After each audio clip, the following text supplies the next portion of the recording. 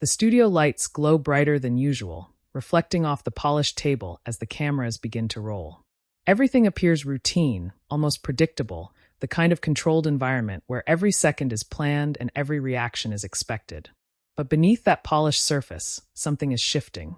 There is a quiet tension in the air, subtle but undeniable, like the calm before a storm no one officially scheduled. At the center of the table sits Whoopi Goldberg, composed and grounded, her presence commanding without effort. She has done this for years.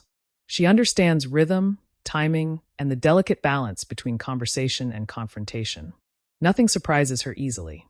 And yet, today, there is something in her eyes, a heightened awareness, as if she already senses that this moment may not follow the usual script. Across from her, Whitney Cummings adjusts slightly in her seat. She smiles, exchanges a few light remarks with the panel, and earns a soft ripple of laughter from the audience. On the surface, everything feels normal, comfortable, controlled. But there is something beneath her tone, something sharper. The segment begins the way it always does. Topical discussion, casual opinions, a few light jokes to ease the audience into the conversation. The energy flows naturally at first. The hosts move seamlessly from one point to another, building a rhythm that feels familiar to everyone watching. And then, almost imperceptibly, that rhythm breaks. Whitney leans forward. It is not a dramatic movement, not something loud or obvious. But it changes everything. Her voice remains calm, even slightly playful, but the words she chooses carry a different weight. "Isn't it interesting," she begins, "how we always come back to accountability, but only when it fits the version of the story we're comfortable telling." A few audience members laugh automatically, reacting to her tone rather than her meaning. But the laughter fades quickly. It doesn't spread the way it usually does, because this time people are thinking. Whoopi does not interrupt. She doesn't rush to respond or redirect. Instead, she watches. Carefully, intentionally. She allows the silence to expand, just enough for the weight of the comment to settle across the table. That silence becomes its own statement. Then finally she speaks. "Or maybe," she says, her voice steady and controlled, "we talk about it when it actually matters." Her tone is calm, but there is an unmistakable firmness underneath it. It is not defensive. It is not aggressive. It is something else entirely, measured, deliberate, grounded in certainty. The energy in the room shifts instantly. Whitney nods slightly, as if acknowledging the response. For a brief moment, it seems like the conversation might return to its usual track. But it doesn't. "No," Whitney says softly, her voice lowering just enough to draw everyone in closer. "I think sometimes we avoid the conversations that matter most because they make people uncomfortable." The audience goes quiet. Not gradually, completely. It is the kind of silence that feels heavy, the kind that makes people sit a little straighter in their seats, unsure of what will happen next. Around the table, the other hosts exchange subtle glances. Their expressions shift from relaxed engagement to cautious awareness. This is no longer just another segment. This is something unfolding in real time, something unscripted and unpredictable. Whoopi leans forward slightly now, her posture changing just enough to signal that this moment has her full attention. "Careful," she says, her voice lower, more focused. "Because what that sounds like is you're saying we're not doing our job." There is no anger in her tone, no raised voice, but the clarity of her words lands with precision. The line has been drawn. Whitney meets her gaze directly. There is no hesitation, no visible doubt. If anything, she seems more certain now than before. "I think," she says slowly, choosing each word with intention, "that sometimes the truth isn't avoided because it's wrong, but because it's uncomfortable to sit with."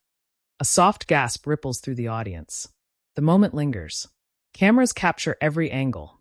The stillness of the hosts, the intensity in their expressions, the subtle reactions of the crowd. No one looks away. Whoopi leans back slightly, her eyes still locked on Whitney. For a brief second, she says nothing.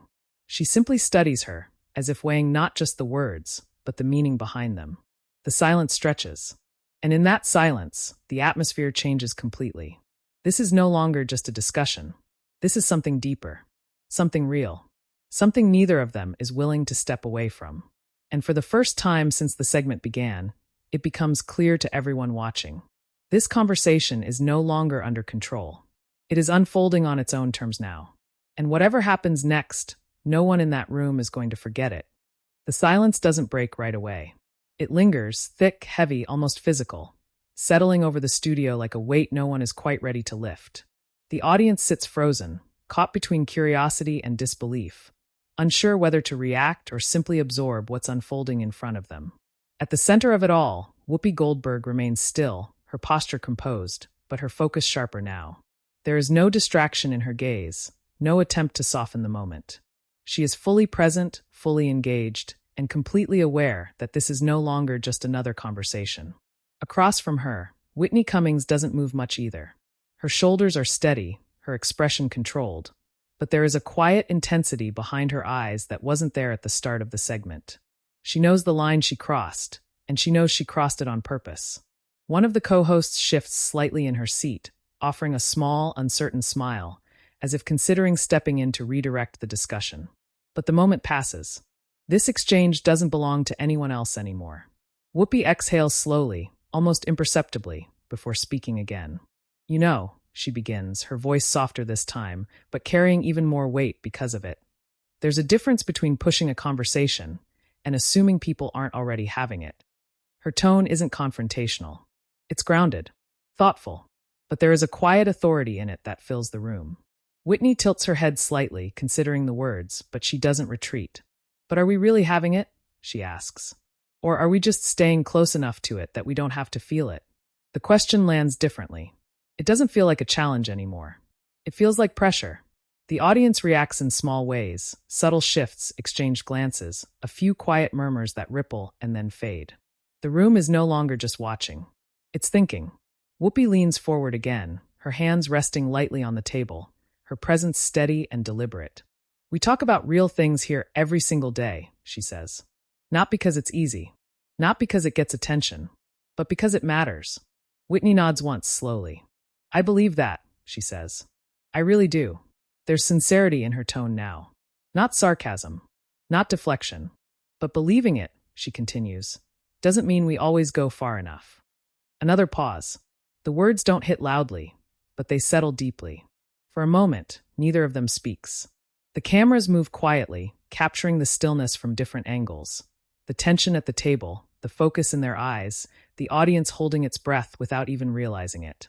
One of the co-hosts finally tries again, leaning slightly forward. "I think what Whitney's trying to say." But she stops, because Whitney raises her hand gently, not dismissively, but firmly enough to signal that she isn't finished. And somehow, that small gesture says everything. Whoopi notices it too. Her expression doesn't change, but her attention sharpens even further.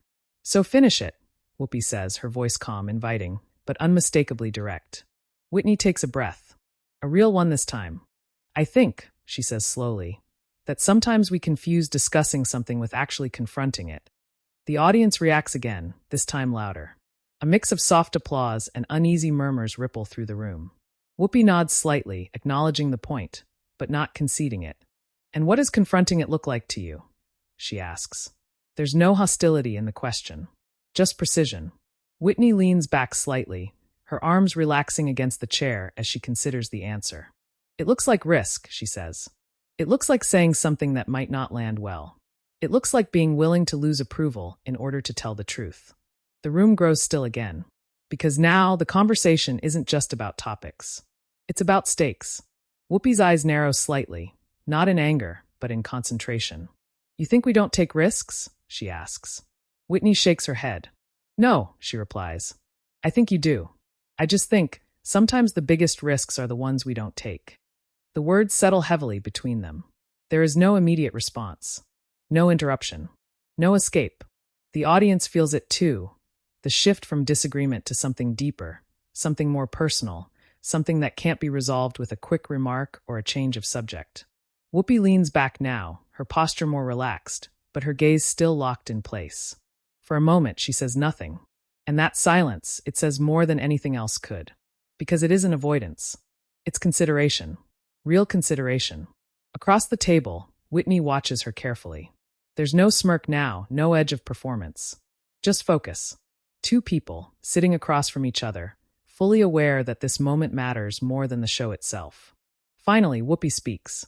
"And what happens," she asks quietly, "when the risk you take doesn't actually help anyone?" The question lands with a different kind of weight. Not defensive, not dismissive, but real. Whitney doesn't answer right away. For the first time since the conversation shifted, she hesitates. Not because she's unsure, but because she understands the depth of what's being asked. The audience waits. The room holds its breath again. And in that pause, something changes. The confrontation hasn't ended, but it's evolving, moving from sharp edges into something more complex, more layered, more difficult to navigate. Because now, it's not just about who's right. It's about what's true, and neither of them is backing away from it. The pause stretches longer than anyone expects. For a moment, it feels like time itself has slowed down inside the studio. The audience sits completely still, caught in that fragile space between anticipation and uncertainty. No one whispers. No one shifts too loudly. Every eye remains fixed on the table. At the center, Whoopi Goldberg watches closely, her expression calm but deeply focused. She isn't rushing the moment. She isn't trying to control it. She's letting it unfold, because now, more than ever, every word matters. Across from her, Whitney Cummings finally inhales, slow and deliberate, as if grounding herself before stepping further into something she knows she can't easily step out of.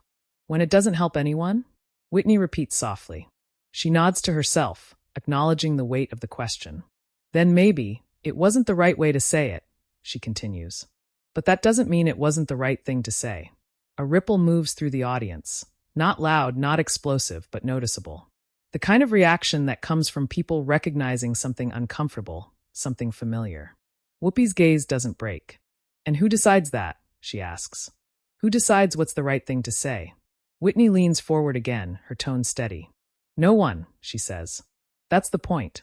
Another pause. You don't get permission to tell the truth, she adds. You just choose to. The words land with a quiet force. Somewhere in the audience, a few people begin to clap, but it's hesitant, uncertain, as if they're not sure whether they should. The clapping fades quickly, because the moment isn't finished yet. Whoopi shifts slightly in her chair, her hands now folded together on the table. There's a change in her posture, not defensive, not closed off, but more deliberate, more grounded. You keep using the word truth, she says. Like it's one thing. Like it's simple. Her voice is calm, but there's a subtle edge now. Whitney doesn't flinch. Maybe it's not simple, she replies. But that doesn't mean we stop trying to get closer to it. The air tightens again. One of the co-hosts looks like she might speak, but stops herself at the last second. This isn't a conversation anyone else can step into anymore without breaking something. Whoopi tilts her head slightly. And what if your truth, she says slowly, isn't someone else's? There it is. The question shifts everything. Whitney pauses. For the first time, her confidence gives way to something quieter, something more reflective. That's fair, she admits. But disagreement doesn't make something untrue. It just makes it harder to accept. A stronger reaction now, more voices, more movement in the audience. Some nod in agreement. Others exchange uncertain looks. The divide is becoming visible. Whoopi notices it. Of course she does. That right there, she says, gesturing slightly toward the audience, is exactly why this matters. Because words don't exist in a vacuum. They affect people. They shape how people think, how they feel. Whitney listens, her expression serious now. I know, she says. That's why they matter so much. Exactly, Whoopi responds. So you don't just throw them out there and hope they land the right way. Whitney leans in again, her voice tightening, not louder but more intense. But you also don't hold them back just because they might not. The words collide in the space between them. The audience reacts immediately this time, gasps, murmurs, scattered applause. The energy is no longer contained. It's alive, moving, unpredictable. Whoopi sits back, her eyes still locked forward, her expression unreadable. For a moment, she doesn't respond. And that silence, again, says everything. Because it isn't avoidance. It's weight. The weight of experience. The weight of knowing how complicated these conversations really are. Finally, she speaks. You think this is about holding back? She asks. Whitney doesn't answer right away. Whoopi continues. You think we sit here and choose comfort over honesty? There's no anger in her voice. But there is something deeper. Something personal. Whitney exhales slowly. I think, she says carefully, sometimes we choose what feels responsible over what feels real. The room reacts again, but differently this time. Quieter. More uncertain. Because now the conversation has shifted again.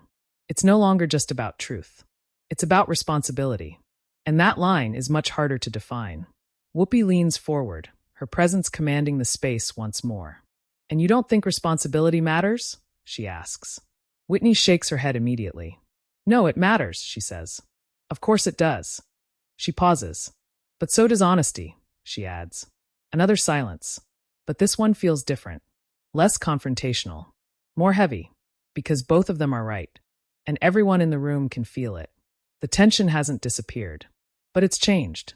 It's no longer sharp. It's layered. Complex. Real. The kind of tension that doesn't resolve easily. The kind that stays with you. The cameras capture every detail.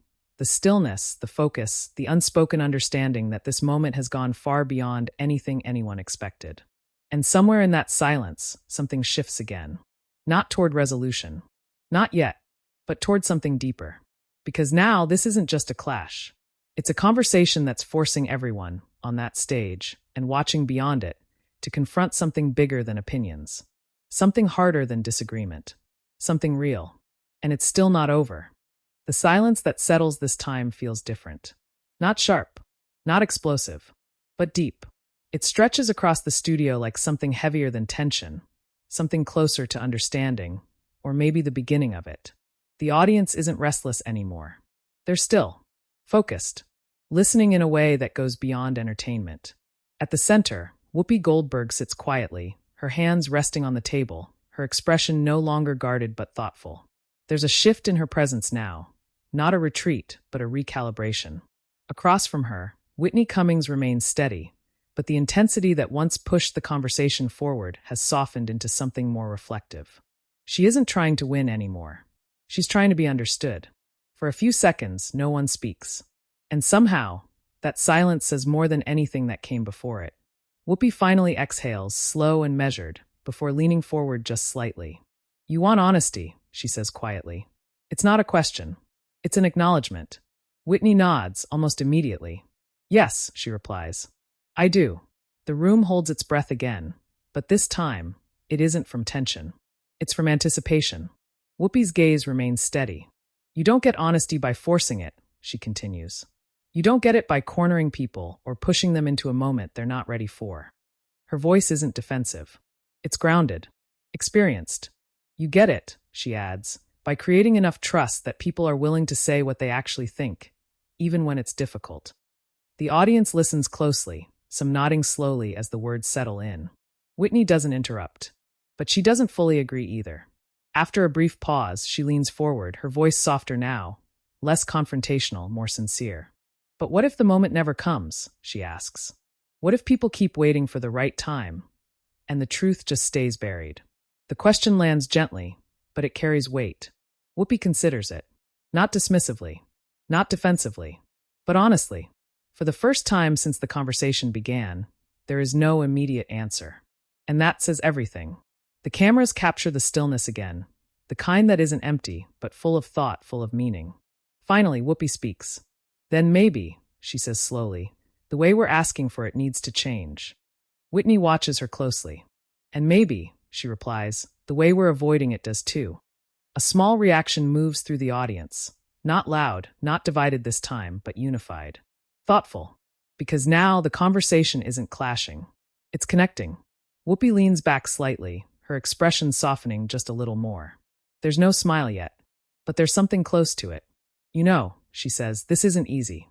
Whitney lets out a quiet breath. I know, she says. And it shouldn't be, Whoopi adds. Another pause. But this one feels lighter. Not because the conversation has been resolved, but because it's been understood. Whoopi looks out toward the audience for a brief moment, then back at Whitney. What matters, she says, is that we're willing to have it. Whitney nods. Even when it's uncomfortable, she says. Whoopi's lips finally curve into a faint smile.